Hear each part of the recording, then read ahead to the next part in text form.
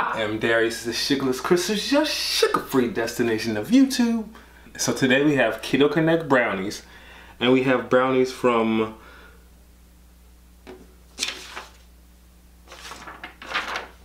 what is this? One second.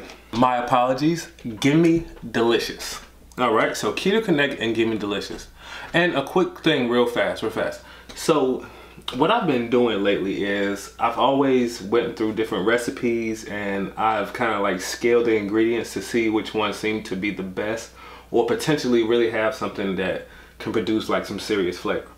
But if you guys would like me to review recipes that typically, let's say you put keto brownies in, and the first 5 or 6, if you want me to look at those versus scouring through Pinterest, just hit me in the comment section and let me know which you prefer me to do. Should I change it up or should I keep doing what I'm doing now? To the brownies. Now, I'm gonna be honest with you. This is my second time recording this. Somehow I lost my footage. This is the first time this has ever happened. I had to redo a video. But I mean, no pun intended, I'm not gonna cry over spilled milk, you know? So, oh, let me get Sasha. I'm eating chocolate. I need something. I need water. All right, so right off the bat, one is made with almond flour, one is made with coconut flour.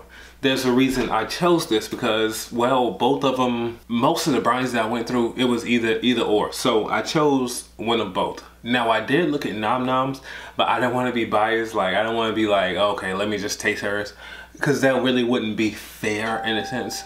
I'm sure it tastes fine. I'm sure they're fine. I actually, a commenter actually said they were amazing, which I don't doubt for a second. But the thing when it comes to chocolate and keto, what it tends to be is, to me, there tends to be a base level. Like, either it's okay, or either it falls slightly above or it can fall far below. I've never really tasted anything that was just like, oh. So let's go ahead and dive into this. And since Keto Connect is the one that I'm leading with, I'm gonna start with the other one from Gimme Delicious. So Gimme Delicious, theirs is a ½ cup of almond flour, a 1/4 cup of cocoa powder, 3/4 cup of erythritol, a ½ teaspoon of baking powder, 1 tablespoon of instant coffee, which is optional and I did not use it, 10 tablespoons of butter, 2 ounces of dark chocolate or baker's chocolate is what I use, 2 eggs at room temperature, and a ½ teaspoon of vanilla extract. These are supposed to be like super moist. If you can look at the texture, I mean, they're not bad. You know, they're a little, part of it being almond flour and that coconut, that cocoa powder, like they're rather crumbly, if that makes sense.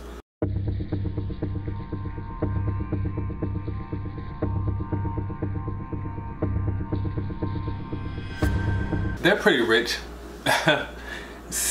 Not extremely like it's not like extreme dark chocolate flavor, but they do have like a certain richness to them. They're gritty, and this comes from the almond flour and the coconut flour.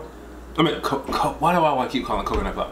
The cocoa powder. This comes from between a mix of those two. It's not the best texture in the world, but as far as flavor goes, if you're a brownie lover, I think this can get you over.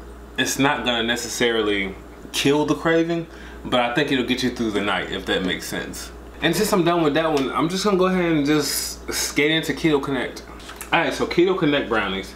We got a 1/4 cup of unsweetened cocoa powder, 2 tablespoons of coconut flour, 3 large eggs at room temperature, 12 tablespoons of butter, a ½ cup of erythritol, a ½ teaspoon of vanilla extract, pink salt, doesn't say how much, so I'm guessing it's a pinch, 2 ounces of unsweetened baker's chocolate. These, okay, so the way they did theirs is they took the erythritol, the vanilla extract, and the eggs, and they beat them, and they put a bunch of air into the eggs.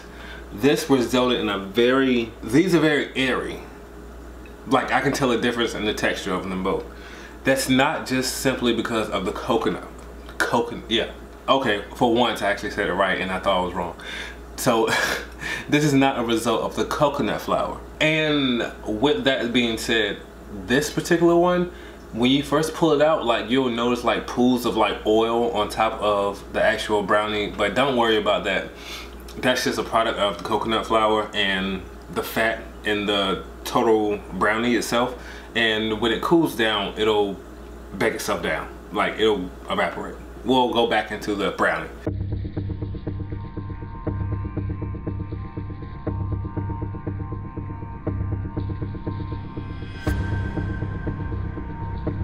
Those were good. The texture was not desirable. Like, if you look at them, like, the texture is, it kind of has like a mushy look to it. But there's enough solidness throughout the entire brownie where it doesn't feel like mush in your mouth, if that makes sense. They do have a texture to them, but it's not the most desirable. The first one was much more grittier, and then the second one, the Keto Connect one, it had more of a moist, fluffy texture, but due to the coconut flour and the cocoa powder, like, you would have to see it. There's no way for me to really describe the texture. Like, that's a terrible description. The only reason I chose two, well, they're not only reason, but I have a brownie recipe myself. I have two. Now, something I noticed amongst the two of these is the same thing I felt when it came to mine, that there was something missing out of the brownie. I don't know what it is, but all three of them, like I said, including mine, it feels like there's something missing.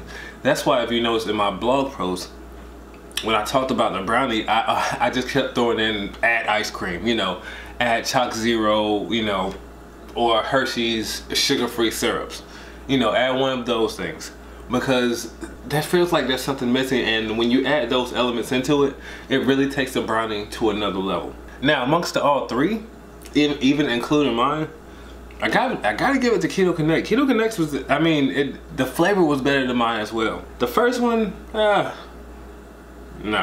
really. To be honest, I would probably give them like a neck and neck. But the Keto Connect one, it stood out because it had more of the traditional brownie flavoring and texture. As I said, the texture was still funky, but that's just simply coconut flour and cocoa powder together.